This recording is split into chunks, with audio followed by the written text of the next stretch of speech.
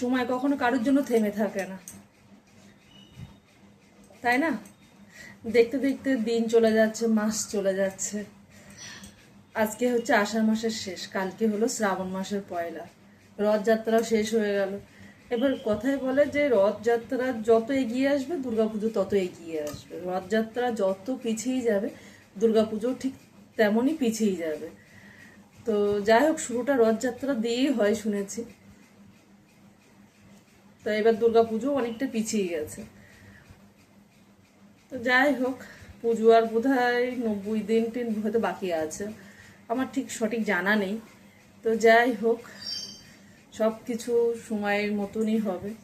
আমি এই সকাল সকাল চলে এসেছি রান্নাঘরে রান্না বান্না করবার জন্য। ও আবার অফিস যাবে, আজকে হলো শুক্রবার, কালকে রথযাত্রা শেষ হয়ে গেছে। আবার আগামীকাল যেটা হচ্ছে বিপত্তারাণী ব্রত। তো আমি এইসব পুজোর আগের দিন না সাধারণত নিরামিষই খাই, মাছ টাছ খাই না। আর এই বিপত্তারাণী ব্রতটা আমি অনেক ছোটোবেলা থেকেই করছি। তো মা বাড়িতে ছিল না, মা মামার বাড়িতে ছিল। তো সেইখান থেকে আমার এই বিপত্তারিণী ব্রতটা ধরা, আর শুনেছি একবার বিপত্তারিণী ব্রতটা ধরলে আর ছাড়তে নেই।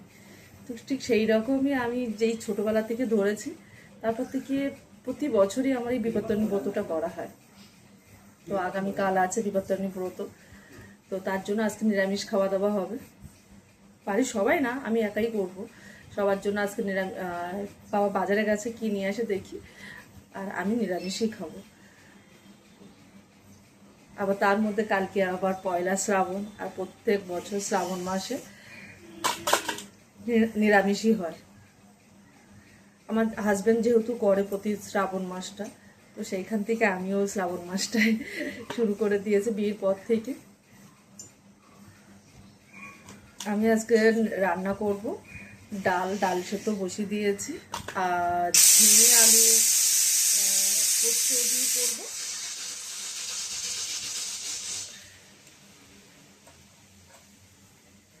ঝিঙে আলু পোস্তটা করব, আর করব উচ্ছে আলু আর কাঁঠালের দানা দিয়ে ভাজা করব। এটাতে আমার বেশ হয়ে যাবে। আর এদিকে আম ছিল, বাবা কাঁচা আম এনেছিল, দুর্ভাগ্য আমটা পেকে গেছে, কিন্তু খুব টক, খুব টক। তাই এটা আম টক এই চাটনি করে দেবে, ব্যাস হয়ে গেল। আগে আমার খাওয়া দাওয়ায় বড্ড অসুবিধা হতো, এখন আর অসুবিধা হয় না। সময় মানুষের কত পাল্টে দেয়, পরিবর্তন। কথায় আছে না, পরিবর্তনই সংসারের নিয়ম। যতভাবে একটু সকাল সকাল উঠে এদিকে কাজ টাজগুলো একটু করবো, সেই ঘুরিয়ে ফিরে সেই তোমার 8টার আগে হবেই না, যেহেতু অনেক রাত করে ঘুমানো হয় আমাদের, ওটাও বলার কিছু নেই।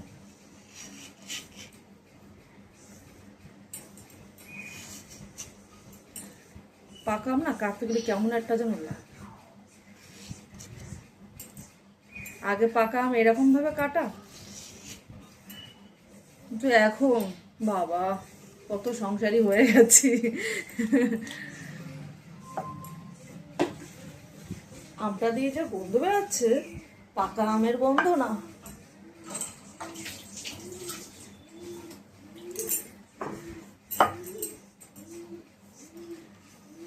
টকের গন্ধ।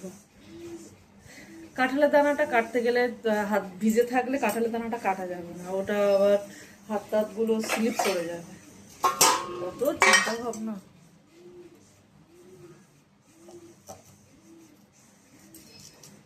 কাঁঠালের দানা পোড়া কিন্তু খুব ভালো লাগে খেতে। এখানে কোথায় পোড়াবো, বাড়িতে আগে উনুন ছিল, সেই উনুনের মধ্যে কাঁঠালের দানা দিয়ে দিতাম, পোড়ানো হয়ে যেত। আর গ্যাসে কাঁঠালের দানা কতক্ষণ ধরে পোড়াবো, কাঁঠালের দানা পোড়াতে গেলে গ্যাস ফুরিয়ে যেত। এমনিতে একটা গ্যাস 1 মাস 6-7 দিন করে হয়, কেননা আমাদের সব কিছু গ্যাসে। টাটকা টাটকা কাঁঠাল দানাগুলো বেশ ভালোভাবে সেদ্ধ হয়ে যায়, জানি না 3-4 দিন আগের কাঁঠালের দানাগুলো।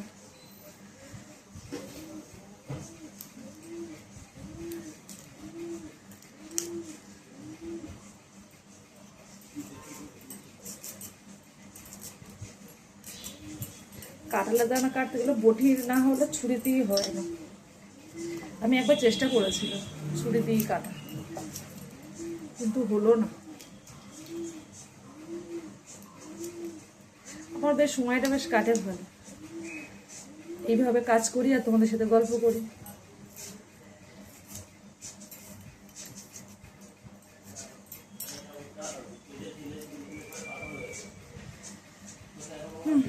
ভাতের জলটা ফুটে গেছে, এবার চালটা দিতে হবে।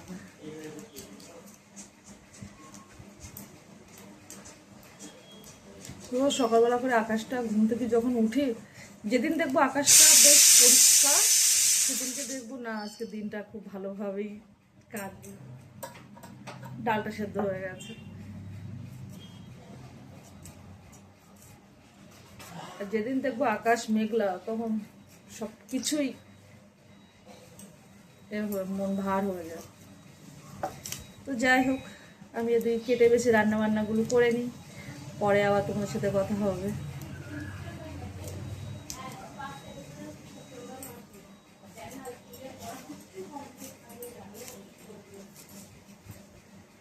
এইরকম ভাবে কুচিয়ে কুচিয়ে দেবে।